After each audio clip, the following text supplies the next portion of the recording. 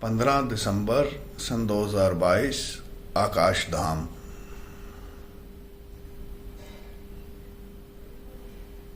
बहुत से लोग हैं जो हर्फ आशना भी नहीं, बहुत से लोग हैं जो हर्फ आशना भी नहीं, इसी में खुश हैं कि तेरी किताब रखते हैं। दोस्तों, आज का मौजू रहेगा, टॉपिक रहेगा डिस्कोर्स का मिशन। क्या है सर्फ के मायने, क्या आज की दुनिया में इसकी वास्तविकता है, कहां से आया है वर्ड, ऐसे कुछ और पहलू। हर हर्फ जो हम इस्तेमाल में लाते हैं, एक उसके आम मायने होते हैं, एक खास मायने होते हैं, और एक उसकी हकीकत होती है जिसे कहा जाता है हकीकी मायने। एक वर्ड है जिसे कहा जाता है स्टेट। टी शर्ट पे भी लिखा हुआ है स्टेट। स्टेट के आमतौर पे माने जो हैं वो राज्य के लिए जाते हैं आम भाषा में। गहरे माने, अगर आप कॉन्स्टिट्यूशन उठाएं, भारत का संविधान उठाएं, तो द स्टेट ऑफ इंडिया लिखा जाता है, तो देश के मायने भी आ गए इसके। और खास मायनों में स्टेट के मायने हालात के होते हैं कि the person is in such and such state, या इनकी साइकोलॉजिकल स्टेट खराब है, या इनकी फिजिकल स्टेट खराब है, एग्जाम्पल के तौर पे। तो 3 मायने हो गए। इसी तर्ज पे एक वर्ड है मिशन। अंग्रेजी भाषा का शब्द है। ये जब आया तो बेसिकली इसे निकाला गया था आर्मी के लिए। आर्मियां जो थी, वर्ल्ड की आर्मी थी, उनके लिए निकाला गया था कि मिशन क्या, ये फला फला देश पे हमला करना है, या फला फला टुकड़ी पे कब्जा करना है, या इस किस्म से। धीरे धीरे बदल के जब अलग अलग देश बने, वहां पे एक दूसरे के कमीशन स्थापित हुए, तो ये भी कहने लग गया इंडियन मिशन इन वाशिंगटन, यानी इंडिया की जो नुमाइंदगी कर रहा है वाशिंगटन में बैठ गए, उसे इंडियन मिशन भी कहा जाने लग गया, गवर्नमेंट की तरफ से जो कार्यालय रहा। मिशन के और गहरे हकीकी मायने मकसद के भी होते हैं। वजह, मकसद, एम, रीजन एंड एम दोनों ही आते हैं इसमें। यह तो हो गया हर्फों की आशनाई की भाई हर्फ क्या होते हैं, इनके क्या मायने होते हैं। आइए अब जानने की कोशिश करते हैं कि अध्यात्म में या सूफिज्म में मिशन के क्या मायने होते हैं। जितने भी पीर पैगंबर गुजरे इस धरा पे, कोई भी गुजरे, चाहे श्री गुरु नानक देव गुजरे, या श्री कृष्ण गुजरे, या हजरत मोहम्मद साहब गुजरे, या और भी अल्लाह के वली गुजरे, उनकी जिंदगी का एक मकसद रहा। उनकी जिंदगी का एक मकसद रहा, और वो मकसद मां सिवा इसके कुछ भी नहीं था कि उन्हें परमात्मा को जानना और पहचान लेना था। पूरे तरीके से, हर संभव तरीके से जो इंसान ग्नोसिस जिसे कहा जाता है, या मार्फत जिसे कहा जाता है, या साक्षात्कार जिसे कहा जाता है हिंदी लैंग्वेज में, उनका पर्पस और एम यही रहा। किसी भी पैगंबर का मिशन धर्म स्थापित करना नहीं रहा। जो आमतौर पे धर्म शब्द के मायने हैं, या मजहब शब्द के, रिलीजन वर्ड के जो मायने हैं, कि एक अरेंजमेंट, एक पर्टिकुलर ग्रुप ऑफ पीपल जिनका बिलीफ सिस्टम एक है, यानी जिनका मानना एक है, एक चीज को मानते हैं, वो ये एस्टेब्लिश करना तो कभी भी नहीं रहा। पहली चीज, उन्होंने अपने जीवन में जो सत्य था उसे अपने लिए अर्जित किया, खुद के लिए इकट्ठा किया, और जब उसे कर लिया, जो उनका तजुर्बा रहा वो आसपास के लोगों में भी बांटा। अब जिन्हें समझ में आया वो उनके फॉलोवर हो गए, लेकिन वो फॉलोवर किस लिए हुए थे? यह बात समझने की है। यह सबसे गहरा पेच है इस पूरी कहानी में। अगर यह समझ में आ गया तो बहुत अच्छे से मिशन समझ में आ जाएगा क्या होता मिशन। अगर किसी पैगंबर ने ये बताया अपने आसपास के लोगों को कि मैंने अपने जीवन में अपने तजुर्बे से जब अल्लाह या परमात्मा का साक्षात्कार किया तो मुझे ये अनुभूतियां हुई। जब लोगों ने और विस्तार से पूछा तो और विस्तार से बताया। वो विस्तार होते होते होते होते ग्रंथ बन गए। चाहे फिर वो भगवत गीता, चाहे फिर वो कुरान, चाहे फिर वो तोरा है या कोई और भी आसमानी किताब है, इससे फर्क नहीं पड़ता। कुल मिला के ग्रंथों की उत्पत्ति इस किस्म से हुई। और ये ग्रंथ तो बहुत बाद में लिखे गए।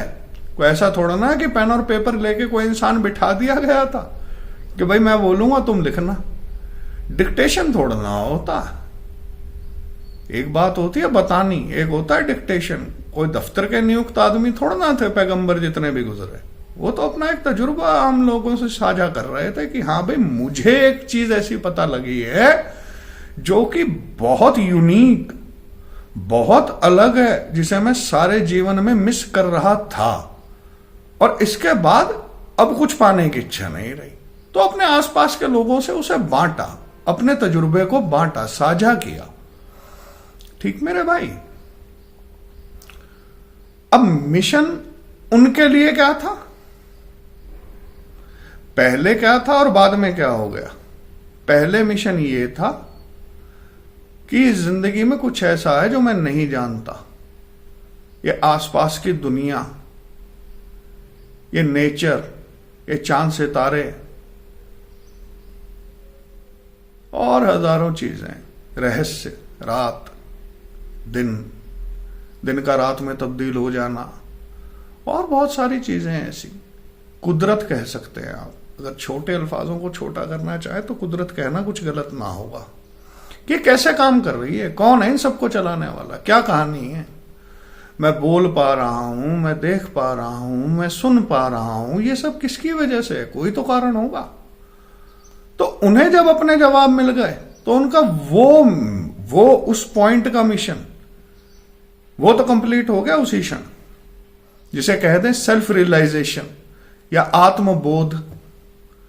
ठीक, या अल्लाह की मार्फत कि जान और पहचान लिया कि हां भाई अल्लाह कैसे है इस दुनिया में, है भी या नहीं है तो कैसे है।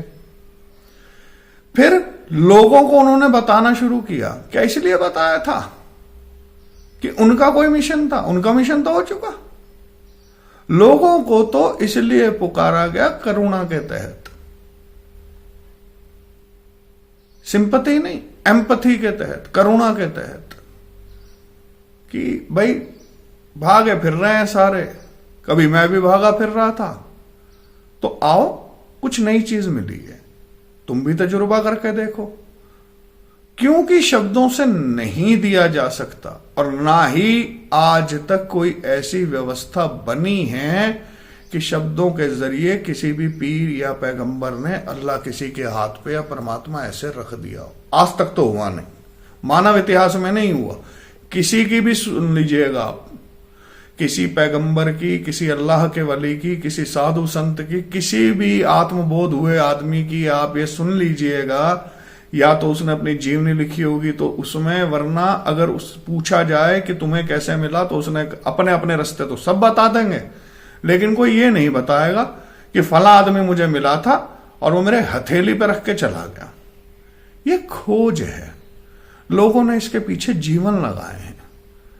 तो ये जो एक आम सोच बनी हुई है ना कि, और खासकर इस मॉडर्न 21st सेंचुरी में, कि भाई हम जो है किताबें खंगाल लेंगे, इंटरनेट से पढ़ लेंगे, हो जाएगा। नहीं हो पाएगा। कैसे हो पाएगा?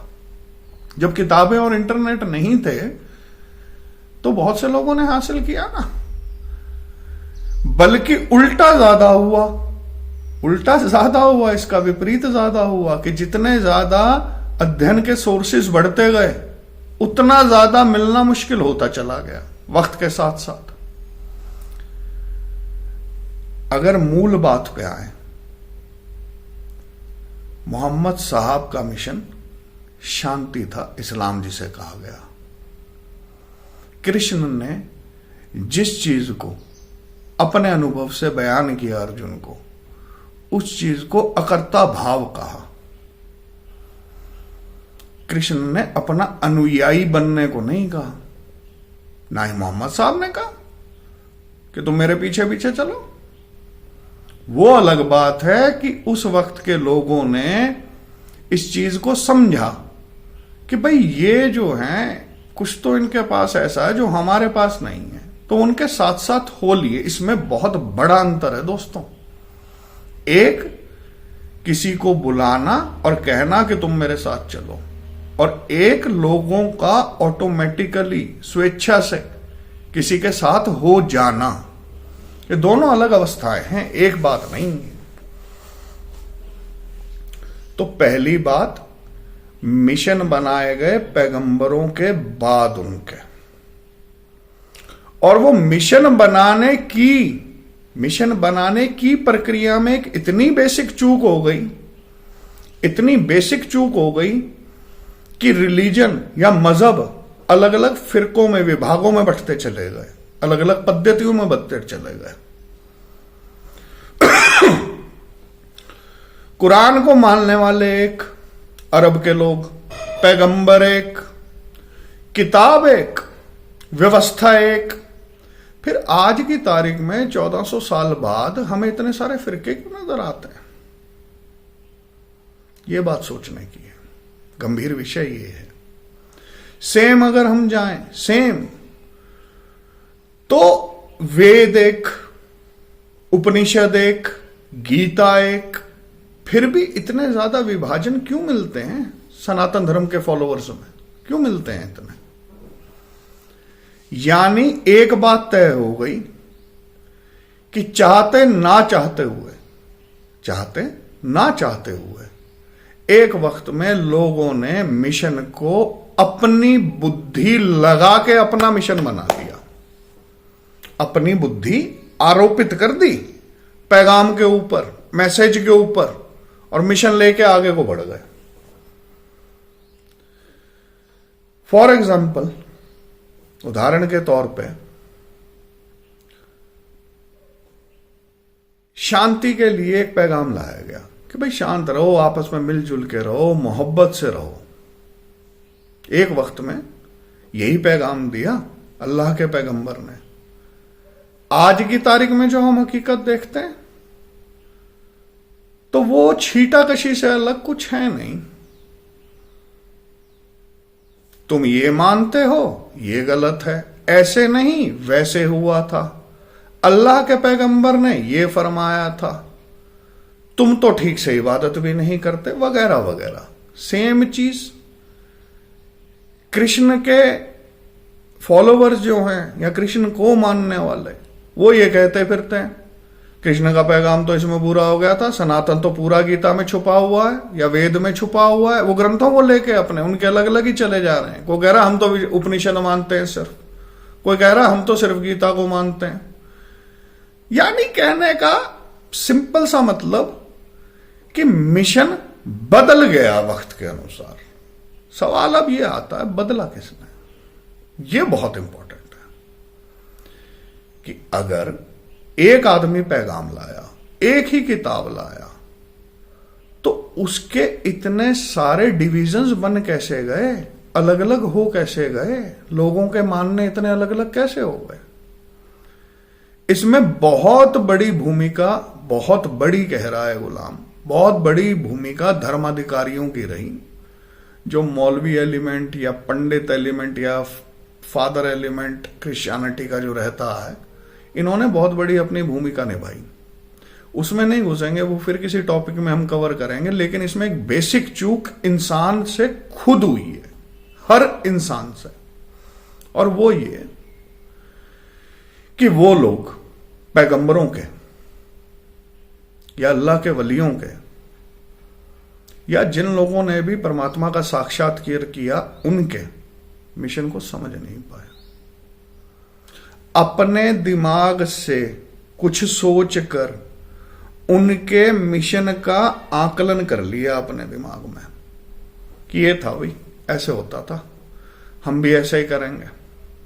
ये भूल गए कि पहली कोशिश उन लोगों की सिर्फ यही थी कि आम जन जो है वो परमात्मा की तरफ चल पड़े। कोई होगा ऐसा पैगंबर जो ये चाहेगा कि तुम मेरे पीछे चलो? किसे जरूरत है? कौन अल्लाह का वली ऐसा है? सरकार गरीब नवाज ये चाहते होंगे कि उनकी जय जयकार होती रहे सारी उम्र, उन्हीं का नाम जपा जाए, या गरीब नवाज, या गरीब नवाज, या बाबा कुतुब, या बाबा कुतुब, या फरीद, हक फरीद। मैं ये नहीं कह रहा कि इनका नाम लेना गलत है या बुरा है या उसमें ताकत नहीं, सब है अपनी जगह, सब ठीक है। लेकिन वो लोगों ने अपना जीवन जो तसव्वुफ को दिया, सूफीज्म को दिया, किस लिए था वो? शायद इसलिए दोस्तों कि लोगों तक जब वो पैगाम पहुंचे तो लोग उसे अपने ऊपर अप्लाई करके मेहनत करें और वो हासिल करें जो सरकार गरीब नवाज को मिला, जो सरकार बाबा कुतुब को मिला, जो सरकार बाबा फरीद को मिला, या किसी भी और इंसान को जिसने भी आत्म साक्षात्कार इस दुनिया में, इस जीवन में अचीव किया, उसे मिला। तो ये जो गफलत हो गई ना इंसानी दिमाग से, और होती चली जा रही है, हमारे दौर में भी मौजूद है। को पूछ ले आपका मिशन क्या, तो आप अब जहां से जुड़े हुए हैं उसी का नाम लेते हैं कि मेरा मिशन तो जी, मेरा मिशन तो फला फला है। या तो किसी धर्म का नाम ले लेते हैं, या किसी तहरीक से जुड़े हुए हैं उसका नाम ले लेते हैं, या किसी आश्रम से जुड़े हुए हैं उसका नाम ले लेते हैं। वो उनका मिशन है, तुम्हारा नहीं है। हर इंसान का पहला मकसद फ्रंट, यानी जो फोर फ्रंट पे सबसे आगे, सबसे प्राइम, सबसे महत्वपूर्ण, सबसे इंपॉर्टेंट मकसद, वो आत्म साक्षात्कार है। वही रसाई रखना या वही पहुंच होना परमात्मा तक जो पैगंबरों की, अल्लाह के वलियों की, या किसी साधु संत की, या किसी और की हुई है जिसने भी उस परम सत्ता को जाना। उससे कम में अगर कोई राजी है तो धोखे से अलावा कुछ नहीं कर रहा। फिर आप अपने मन को सांत्वना दे रहे हो कि हाँ भाई हम तो फला मिशन से जुड़े हैं, उसके काम ये है, वो काम कर दो, छबील लगा दो, शरबत पिला दो, प्यासों को पानी पिला दो, भूखों को खाना खिला दो, और ड्रामे दे मार हैं। वो हिस्सा होंगे, खिलाफ नहीं हूं मैं उनके, ना मैं मना कर रहा कि करो या ना करो। लेकिन प्राइम मोटिव क्या है? क्यों जुड़े थे आप वहां पे? जुड़े क्यों थे भाई? शायद इसलिए कि आपको कुछ तलाश थी, और वक्त के साथ साथ वो तलाश खत्म हो गई। खोज अगर एक सूफी या आध्यात्मिक आदमी के जीवन का केंद्र नहीं है तो बड़े दुख के साथ कहना पड़ रहा है, चूक गए, मिशन से सरासर चूक गए। किसी भी पैगंबर का या अल्लाह के वली का या सन्यास्त आदमी का मिशन आप हैं, आप खुद, कोई और नहीं। पहली डेवलपमेंट यहां होनी है, यहां नहीं होनी। जब ये पूरा डेवलप हो जाए, पूरा हो गया मार्ग, अनुभूति हो गई, आत्म साक्षात्कार हो गया, फिर जो करोगे वही मिशन हो जाएगा। उससे पहले जो भी करोगे वो मिशन के नाम पे कुछ और ही होगा, मिशन नहीं हो सकता दोस्तों। टॉपिक इंपॉर्टेंट था, इसलिए बनाया इस गुलाम ने,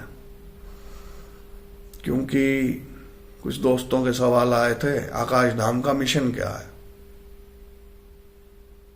इंसान और इंसानियत मिशन है, ना इससे कम ना इससे ज्यादा। बिल्कुल भी एक सूत का फर्क नहीं है कम और ज्यादा का। इंसान कीमती है। और अगर इंसान पैदा होने के बाद भी परमात्मा को उपलब्ध होने का रास्ता ना तलाशे, व्यर्थ चला गया जीवन, बेकार कह रहा हूं मैं। बाकी सब कर लो, ये ना किया तो चूक जाओगे। क्योंकि हर चीज के, जीवित निर्जीव हर चीज के होने का कारण अल्लाह ही है, परमात्मा ही है। उम्मीद करता हूं कि बिल्कुल अच्छे से क्लियर हो गई होगी ये बात। सारांश में किसी भी पैगंबर या अल्लाह के वली या आत्म साक्षात्कार के रास्ते से गुजरे हुए मनुष्य का सिर्फ और सिर्फ एक ही मिशन रहा, और वो था इंसान को इंसान होने का ज्ञान प्रदान कर पाना। कि पहचानो आप कौन हो, किस लिए आए हो, क्यों हो इस जगह पे, और आपस में प्रेम से रहो। यही सूफियों का, यही पैगंबरों का एक मेजर पैगाम रहा। इश्क, प्यार, मोहब्बत, इंसानियत। बाकी सब आले दिवाले की बातें हैं। और फिर दोबारा इसमें मत उलझ जाइएगा कि जुबानी तौर पे इश्क, प्यार, मोहब्बत, इंसानियत बोल दिया और हो गया काम। नहीं, सेल्फ ट्रांसफॉर्मेशन, अपना ही रूपांतरण पहले, ये बाकी सब उसके बाद वो होता रहेगा। वो इतना इंपॉर्टेंट नहीं है। आप महत्वपूर्ण हैं, इंसान कीमती है मेरे भाई। आपने इतने प्यार से सुना, उसके लिए धन्यवाद।